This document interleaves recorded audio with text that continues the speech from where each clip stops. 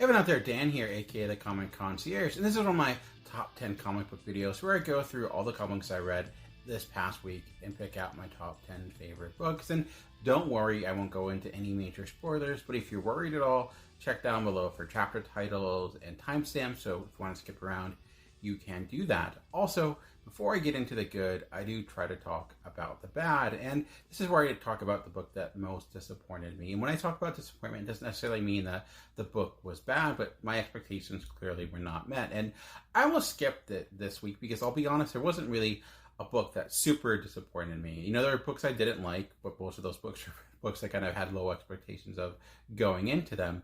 But as I racked my brain, there was one book that didn't necessarily meet my expectations for a number of different reasons. Some more subjective issues, but otherwise some objective issues as well. And that was Secretland #1. And the reason I was disappointed in this book, honestly, a lot of it, like I said, was very subjective, because I went into this book thinking it was going to be this kind of historical fiction tale, kind of true to life story about a soldier in World War II and someone kind of working undercover with the Nazis. And it is that, but it is more science fiction based. Like, there's no crazy creatures as of yet, but the Nazis have this base that's clearly like not meant to be realistic. There's no real sense of realism to it. It feels like kind of almost science fiction in a way with some of what it's trying to go for. And again, does that make it bad? Not necessarily. It just wasn't what I was hoping. Despite my subjective issues, I think there are some objective problems with the book as well.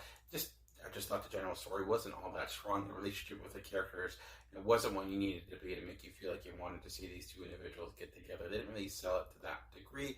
The art left a lot to be desired, and it wasn't an awful issue. It was just one of those issues that was kind of there, and it didn't really do much to excite me at any level. And maybe, again, I'm a little skewed because it wasn't what I was expecting. So I was going in with guns a-blazing, thinking I'm not going to like it because it, wasn't what I wanted.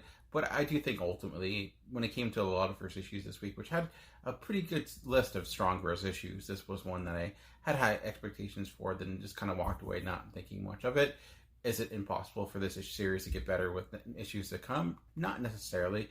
And maybe others will think differently, but I was hoping this would kind of be that diamond in the rough, that pleasant surprise, and it just wasn't quite there, unfortunately. Enough about the bad, let's talk about the good. So let's start with my number 10 this week. And I thought there was, again, an okay week for comics. This was a week where it was really hard to do my top 10 in the sense of, like, nothing really super stood out. Like, these books are generally pretty equal this week, and I'll talk about that more when I get to the books that are higher up. There are some books that didn't quite make the list that were very close, like Eve #2 I almost had on here, but ultimately for my number 10 I went with Hailstone #2, and this is published by Comixology.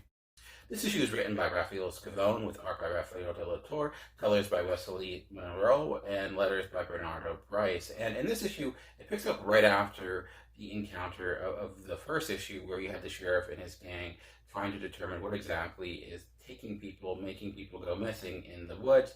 After this deadly attack, which we're not really sure what exactly happened, Tobias reaches out to the local Blackfoot tribe, and they get some assistance for the ailing sheriff who's nearing. The heart of this issue starts right there, where you see the sheriff and the chief of the Blackfoot tribe kind of bonding or having this conversation about how they still clearly don't trust one another to a great extent, but they can find some mutual appreciation in different things. But what really they end up bonding over is the fact that they both lost their sons recently, and that element of loss is something that is carried throughout this issue and really this series, because you do have a lot of people that are missing people for a multitude of reasons. Again, this is happening at the tail end of the Civil War, and you got to think loss was really commonplace, because you think about the amount of people that were killed in that, you had a lot of people that were simply gone. And I do think this is kind of a microcosm or a reflection of that loss, but done in a different fashion. And you also see the sheriff trying to determine, is there more nefarious things happening with the army that's also based there as well. And as they are leaving the army, you're seeing that there's also having some devastating effects to the town, because it's kind of the one place people have gone to get jobs in a way. So there are all these little moving pieces that I've really kind of said to appreciate. And I just love kind of the time and place of this book, the style of it. We don't get a lot of Western books at all. And I just love getting a book that's like well executed in this, that's within that genre. And I do think these characters are pretty strong. And we're getting a lot of the tropes that you would expect with a Western, exactly, Native Americans and cowboys fighting one another. But in this case, no, they're not necessarily fighting, that they're coming to a mutual agreement. We still don't know what exactly is going after these individuals in the woods, but now a new mystery is popping up, wondering if there's actually much more to be scared about regarding the army that's there. Now, there might be a supernatural element that's going on in this book, but they've kept it rather low key, and wondering if, like, is it an animal, is it as simple as a wolf or bear that's going after these individuals, or what exactly is happening. I do wonder if by the end of it, what seems as these kind of creatures in the woods, even the Blackfoot tribe, had certain beliefs of what exactly that was actually taking these individuals, because they lost people as well. And now you have this kind of myth growing, and will we find out the myth is something that is just the army doing certain things and try to covering it up? I'm not sure, but I do like these characters. The sheriff character, I do think, fits in that mold with a really solid Western character, where, you know, he's not this amazing action star per se. He's just kind of trying to do the right thing and put himself out there, and because of that, he tends to fail a lot, maybe get in his own way, but it leads to good drama, and it leads to good story. Again, this is on Comixology, so if you do have that, you can get it for free. And Comixology, I think this year has been doing a really good job when it comes to a lot of their original series. When they first started coming out, I kind of dismissed them all, but I have to say, like, they've really been pushing out different books from a multitude of different styles, you know, from this, Snow Angels, Youth. And I just love the fact that we're getting a Western book. And I know there's a lot of Western fans out there, and there really isn't another Western ongoing series right now. And I think if that is a genre you adore, a genre that you really appreciate, I think this will be right up your alley. Number 9 for me comes from Marvel Comics this week, and it's Iron Man number 9. This is written by Chris Cantwell, but with art by Cafu. And I've been really digging this run since the beginning. And this is another kind of offshoot issue in a way, where it's all dedicated to kind of the main villain of this book thus far, Korvac, and kind of going into his history and really diving into what exactly he's trying to do. And this is an issue that kind of, again, takes a step back, which is kind of a brave thing to do when you're at 9 issues, and to focus primarily on the character of Korvac, to kind of get into his psyche and look at his origin to kind of figure out where exactly he's coming from. And as a person that knows very little about Korvac, I did actually appreciate this, because in a way it was able to kind of go back while still pushing forward, which is not the easiest thing. I'm a big fan of Cafu, and I think it's really important for an issue like this, when you're dealing with these cosmic creatures and you want to make them feel like they're larger than life, they go beyond comprehension of man. And he's able to do that because he's a very cinematic style as well, where he's able to kind of highlight these characters and make them feel larger than life, especially when you bring in some surprising characters, including really, really early on characters of Marvel, perhaps maybe even the first Human Torch. And usually when you have a book that is so soaked in continuity of Marvel, it can be kind of complicated to get into. You can get lost in it. But I think this is doing a good job of picking out certain things to help shape its world, but also providing the explanation of those things as well. Like, it did a really good job of that when they kind of dived into the character of Hellcat a few issues ago, and now we're seeing that again with the character of Korvac. And why this is important, why this issue is important too, is now we're seeing kind of where Korvac's coming from, his perspective. And like all great villains think that they're the hero of this story, and people are just getting in their way. And we see that Korvac isn't necessarily this evil individual, especially when you go back to where he came from. And a lot of this stuff I didn't even know, but despite that this is a pretty packed issue when it comes to events and history, it was really easy to follow, and I think it really character driven ultimately. You know, it wasn't necessarily about the plot per se in this issue. It was about getting you to understand who Korvac is, what Korvac is, might be a more appropriate title for this book. So I don't know if this would be a great jumping on point. It might be. Like I said, this is kind of setting up where the conflict is coming from, and it does jump around in timelines a bit, but I think you kind of have to understand that, because you're dealing with a character like Korvac, who is this otherworldly being who's kind of beyond comprehension of time, who doesn't, you know, go through time similar to the way we do. So when you're having a book that is through his perspective, it makes sense to kind of write it that way as well. But overall, this has been a really solid series thus far, the way they've been approaching the character of Tony Stark. And despite the fact that Tony Stark really, he is kind of in this issue, but really he's a side player, and he's been a side player for the last few issues, but this has been doing a good job of building up a really strong cast of characters. So despite the fact that the titular character is not there, you really don't notice. So I would definitely advise picking this series up. I do think it might not work for everyone because it's very much a different approach.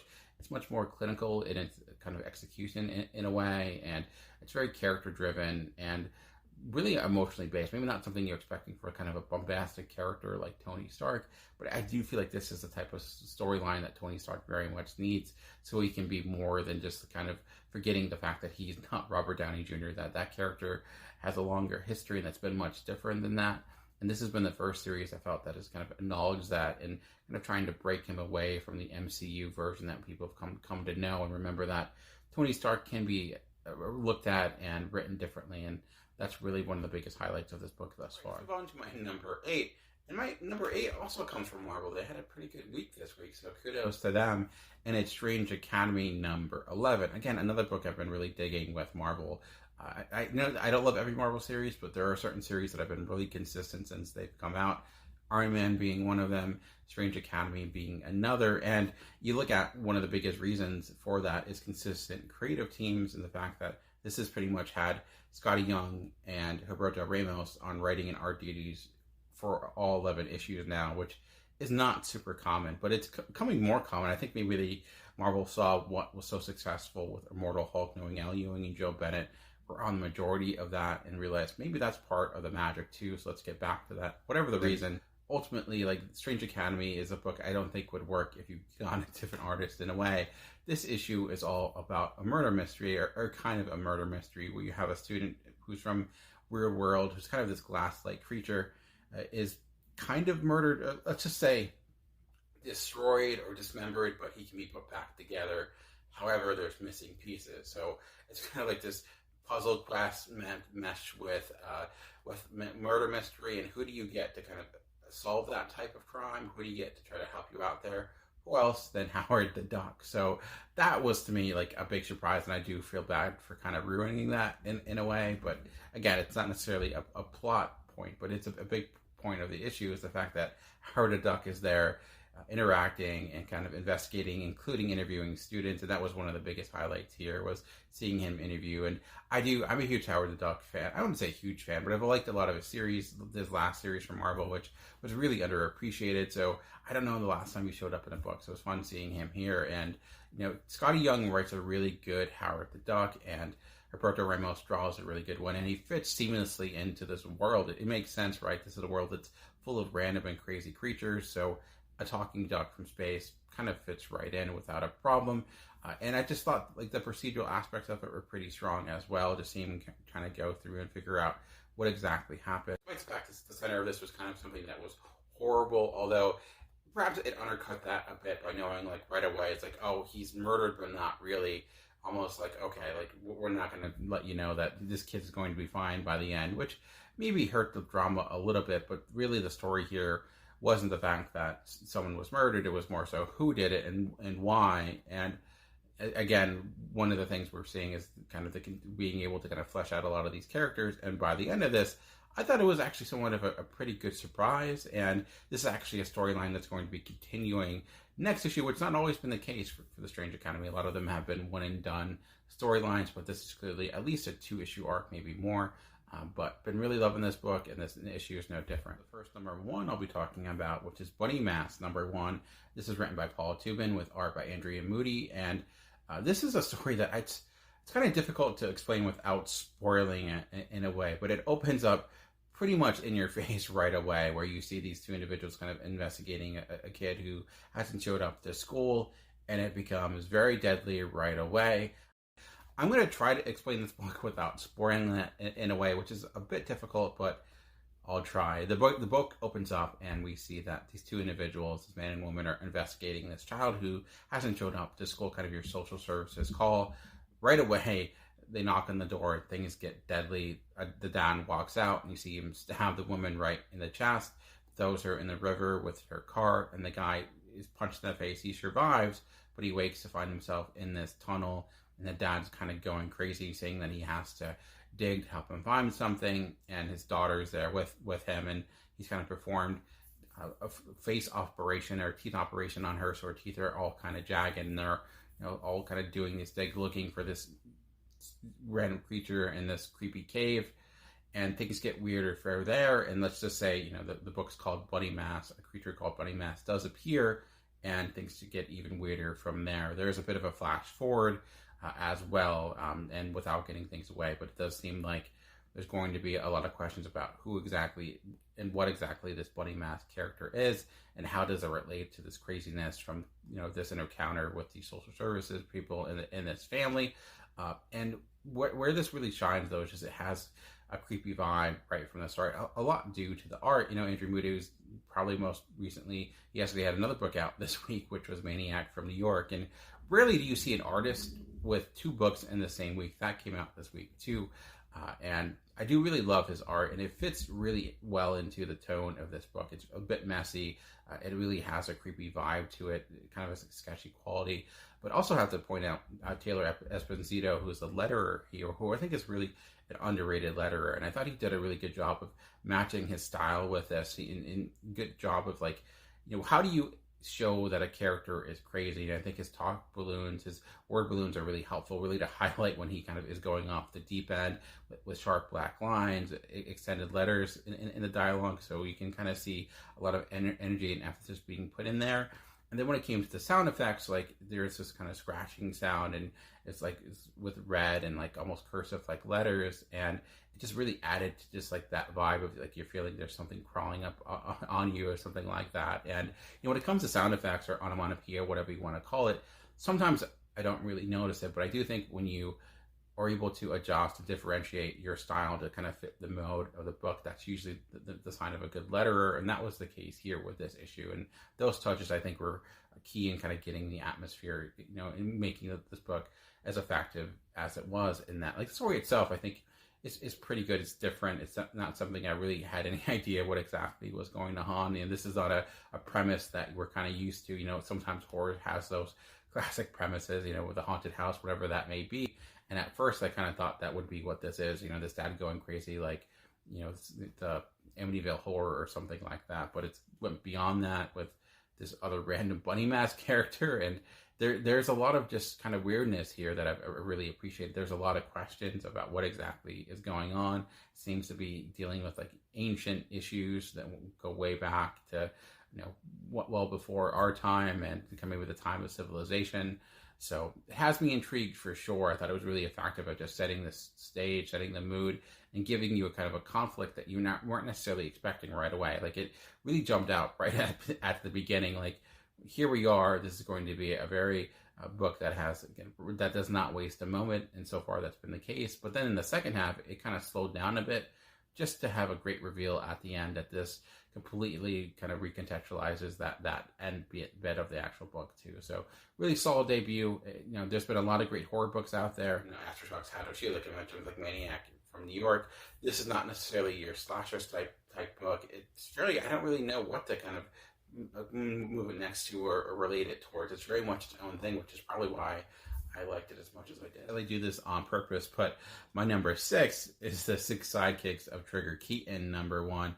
This is written by Kyle Starks with art by Chris Charsweiser. I can never say his last name. Just my mouth can't make those words work. But this is a great creative team. Last worked on Mars Attacks and now working on this book. And it's kind of looking at Bunny Mask, which was this creepy and eerie story. This was not that, but I really needed this book. It's a book that was just kind of funny and joyful to read. Off the wall, wacky, but really well executed. This is kind of exactly what I was expecting with this book, knowing this creative team, knowing Kyle Stark's overall career and what he's really good at, which is humor. There wasn't a huge amount of heart in this book, but I can see it definitely getting there eventually. And what this story is about is Trigger Keaton. We meet him, and he's basically the type of action star, the type of movie star that you just hate right away. And he's a mix of Chuck Norris, Hulk Hogan, and the worst person you've met it all rolled up into one, and he doesn't care about anyone else by himself. He's very much a loner. He thinks he's the baddest ass that ever existed, ever walked the earth, and even he'll put people's lives in danger that are on set, like even punching like stuntmen in the face and not worrying about it, saying that's their job, and that's all he really cares about. Well, of course, because of that, a lot of people dislike him and hate him. Flash forward, and he's found dead, hanging in his trailer, and people wonder, to assume maybe it was just suicide, but all these different sidekicks from his past lives, kid sidekicks that worked with him that are now older, that have left their career in acting in large part because of things that he did. Some sidekicks that you have this one guy who should hate him, but for whatever reason loves his approach, even though he knows that he hates him. He's a really interesting figure himself. This other person that is newer, and one of my favorite characters, he's this guy that was just becoming on a detective show and utilizing a lot of the skills he got into like detective boot camp to try to look into and thinking like, is this in fact a suicide or a murder? Just some funny bits there. But one thing I think Carl Starks and this whole team is really good at is establishing character. And when you have 6 major characters, and I don't know if we meet all 6, but every sidekick we get, like right away, you kind of have a sense of who they are, how they operate. You have a guy who was a sidekick who had only a small bit in this issue, but he was a former sports star and became an action star, and he had a big riff with Trigger Keaton, and you see him have this press conference, and it's just kind of the wackiness of Hollywood as well. And just to add things in, there's also some issues that they're running into with some of the stuntmen as well. When you have a stuntman more, that was just a kind of funny bit. So this was, although the center of this is a murder mystery, there's a lot of fun to be had. If you did enjoy past Kyle Starks books like Rock Candy Mountain, and that's a fantastic book. It has a similar vibe, of course, different artists, but I do really enjoy, I'm not even going to pronounce his name again because I'll say it wrong, but I do really love this artist.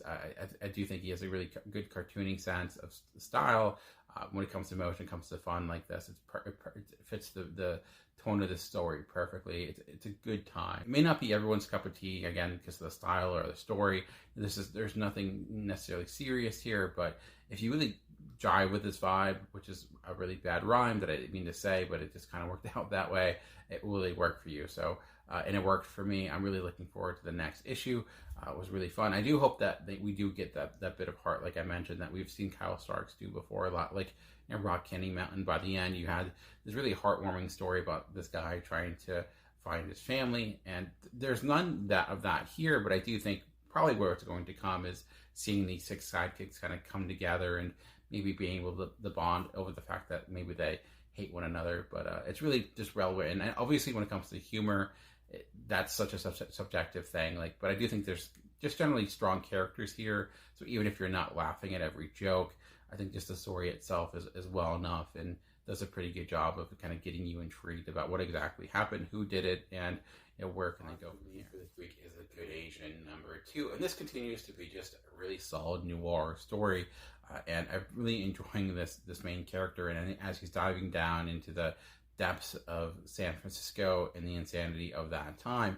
I will also say, beyond just the book itself, because you see him kind of trying to investigate this mystery, this missing persons case, and the thing with noir is that things can get really convoluted and complicated with all the different storylines and stuff like that, and that's kind of happening here, but in a way you just kind of have to go with the character, because that's kind of the point. Is just like he has all these different side tracks he's trying to go down and figure out what exactly is going on. So something that maybe starts in beginning in issue #1 and it's a subplot comes back around, and that's kind of the case here. You have a lot of moving pieces already, but what's really, really strong here is the sense of place and really kind of getting into what San Francisco was like at the time. And I do actually advise, if you buy the single issue, to check out the back matter. And the back matter was fantastic. Again, it doesn't necessarily make the story better, but it provided a lot of great information about just this time and place, even like just these different clubs that existed, because one big piece of this is this massive set piece of this kind of underground club, like singing club, and it was marvelous to look at. Like it certainly spoke to a certain time and place really well. I just love the little detective bits, a lot of the art choices of you're seeing his perspective, what he's looking at a lot of close-ups to you're not necessarily seeing the entire person, but what he's looking at that person. both with these like cutout red boxes and generally where you see them put the camera, just so you get his entire perspective throughout. I thought that was a really effective choice of just looking to see how much he has attention to detail and how he's able to pick out all these different bits about people, and as he's going from place to place, and also seeing that being Asian is being a cop is not necessarily the easiest thing, even when working with other Asians. Like he shows his badge to this older lady, and she kind of laughs at him thinking it's fake, or not willing to help him because they don't want to help the police. So despite the fact that he can get into places maybe other people can't, they still don't trust the police no matter what they look like. There's a lot here. I think a lot of historical context, a generally really well executed story. If you're a crime fan, you enjoy that genre, and for example, and you are missing like Criminal because that's not out right now, and this is, I think, a different vibe than Criminal, but I think, you know, if you love that genre and the tropes that usually come with it, I think this will probably be a book. For this week is Rorschach #9. This is written by Tom King with art by Jorge Fornes, and every time I pick up this issue, my thought is, what is going to be the way they approach this part of the story? What's the craft choice they're going to use? Last week they used this craft where they had 3 concurrent storylines at the same time. This week it doesn't do that, but it was a nice little trick where you see the detective trying to go through all these clues and to figure out, you know, why did this fake Rorschach and this young girl try to assassinate this political figure. And what you see is, in a really strong use of coloring, is, you know, one scene of them kind of in the past and having this conversation going through things, and then him in the next panel kind of there trying to imagine what happened, putting the pieces together.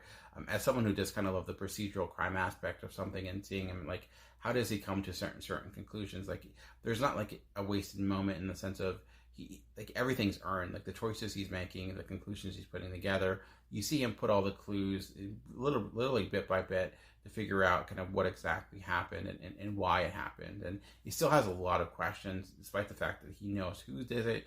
The why's still there. The why's still a big question. And again, as always, Jorge Fornes is really killing it when it comes to the storytelling with this book. Again, I don't think this was good as last issue, but I just really been appreciating the approach with this book. That just the how they're always trying to do something new and different, and approach the story in a unique fashion, and taking kind of what is generally just this murder mystery or attempted murder mystery, but making it much more complex, which makes sense because you look back at Watchmen, which was generally a murder mystery that, again, spilled out and became much, much more. This is still generally isolated because it's still dealing with this one individual who's this cop, but it just makes me wonder where we'll be going in future issues. And as if you're a person who loved the TV show Watchmen, that was on with HBO not too long ago, this actually has a lot of linking bits to it. It feels much more of that world than the actual, you know, Watchmen comic. It makes a lot of references, for example, to Robert Redford, who's president, which was established in that TV show. It was a good way of kind of meshing all the different pieces of the Watchmen universe. And I do like the fact it doesn't try to be Watchmen in the sense of just repeating that same iconography that we always see, or just doing the 9-panel grid all the time because that's what Watchmen did. I think it's trying to be as original as it can be with a character that has been really well established, and it is at the end of the day, it's very standalone. This can be its own thing and be, I think, as effective as it is, even if it didn't have one of the greatest kind of comic books of all time in its backing that it's always going to be compared to. It's willing to kind of stand on its own 2 feet, and I do admire that by this approach, despite the fact that people may have issues that this exists. If you can get beyond that and just read it for what it is, I think there's a lot to appreciate with each and every issue. It wasn't one of those weeks where, like, oh, my number one was definitely my number one. It took a lot of thinking to get to where I came to with this placement. You know, generally when it comes to placement, it's all kind of subjective anyways. You're trying to rank art, which is not always an easy thing. Anyways, let me actually talk about my number 3, which is Karmen #4. And again, this story continues to be, one, gorgeous to look at. The art here is just top notch. Gillian March, just the way he designed this world. Like, anytime I see a book now that does not have the world design, the backgrounds, the character designs that this does, it feels like I'm being cheated in a way. Every panel, every page, it feels like you are there living in the moment. And then just the character designs themselves are really strong. And beyond that, this was an emotionally impactful issue. And I know it was emotionally impactful because when I got to the last page, which I thought, this could end here. This could be the ending. It would be a little bit ambiguous, but was like, let me make sure there's an issue 5, because I was really worried that it was going to end there. And I'm like, no, I need to know more. And this is where everything kind of came to a head. And if there's one complaint, is that this seemed like the obvious route of where this relationship dynamic is going to go. The story itself of Karmen is about this girl who attempted to kill herself or killed herself, and now she's kind of in limbo, kind of living on Earth, or existing on Earth, and kind of just looking around. At first, she's just kind of being this free spirit going place to place, but now we've been seeing her kind of reflect on a lot of the choices she made, especially after last issue, because you have this other being who's kind of like this death character that's supposed to usher her into the next life, but we're seeing maybe she has, she's not necessarily quick to do that for whatever reason. What set her off on this kind of journey or this decision to begin with is the fact that she was having relationship difficulty with this guy that she loved, but she felt that he was in love with someone else. And in this issue, it approaches that head on in a lot of ways. And again, it was an obvious choice, but I think it was necessary to get the drama here. Again, this is not a story about trying to trick you or about crazy revelations of like, oh, I never saw that coming.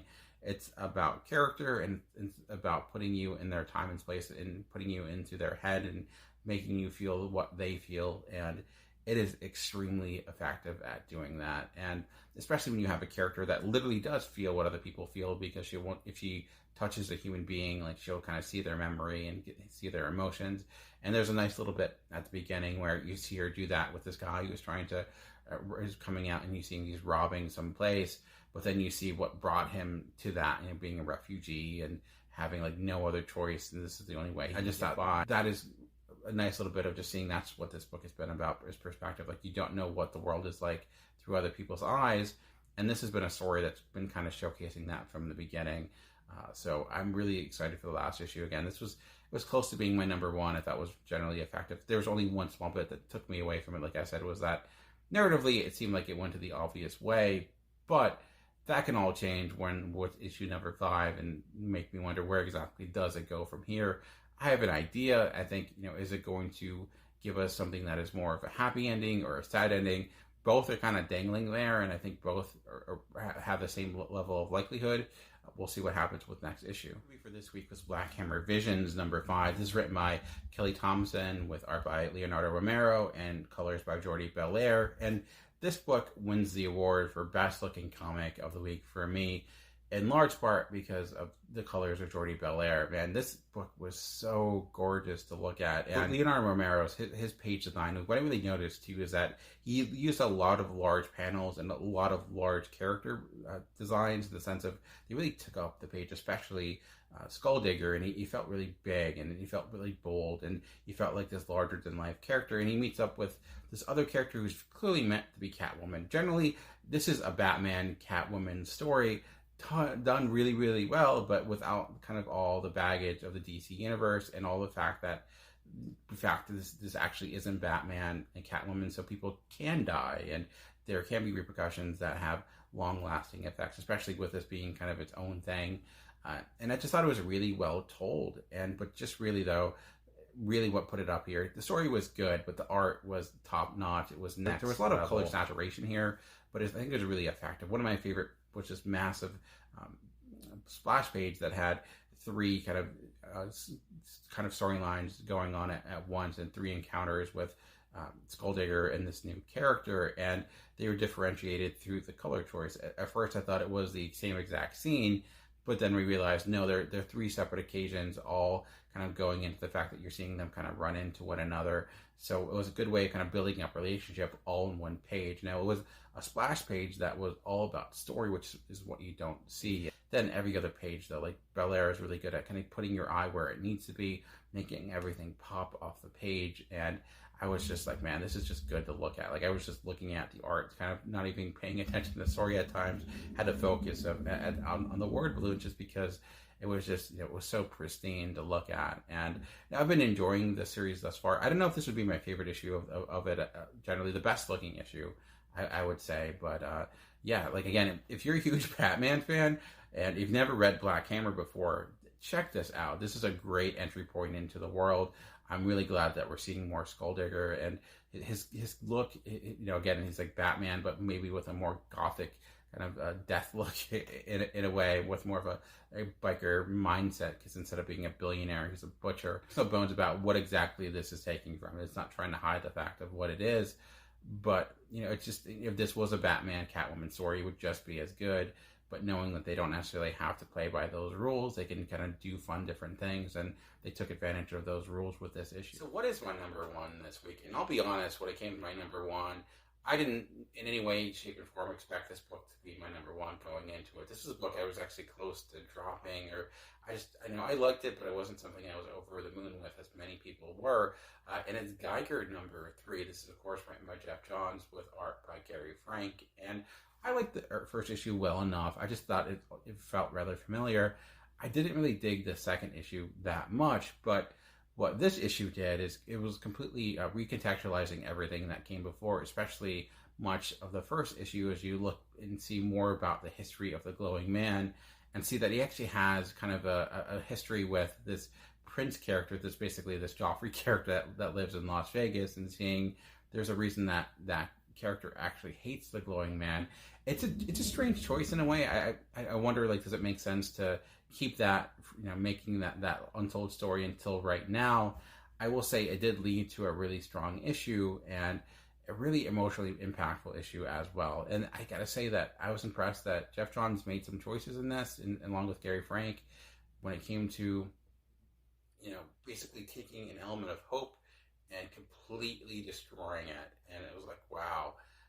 A revelation I thought wouldn't come into the very last issue came in this, which is maybe a big reason why I wasn't as impressed with it as I was, because I'm thinking, I had an idea of where it was going, and I kind of just missed it in that sense of, I see the pieces, I see where this is going, we've seen this story before, but this issue completely rewrote that, and now we're seeing that, this glowing man is living a different life than we necessarily expected. It makes everything that came before all that more tragic. A story that was seeped in tragedy just finds a way to becoming more and more tragic. It also, I think, this is where it kind of leaped most into the superhero aspect as well, where it felt much more of a superhero story than a dystopian future story, which kind of makes sense, because this is what that creative team has done the most together. So going back into that mold is fitting. And again, Gary Frank it's great looking to see his art again. He's definitely taking a lot of the tools that he got when it came to working on Doomsday Clock, and we do see a lot of the 9-panel grid here, but I think it's not used to an as nauseam effect. It's effective when it's there, and generally his art is just super sharp. His character faces are always on point, and he's really able to convey sadness, and that's especially needed. And there's just some bits in here, some visual storytelling that I don't want to spoil, but let's just say when something is tossed into the air, and it's an object that has a huge amount of sentimental meaning because it's more than an object. I just thought that was quite a choice, and quite a choice that was actually rather impressed with how dark it got, which I was not expecting with a Jeff Johns book.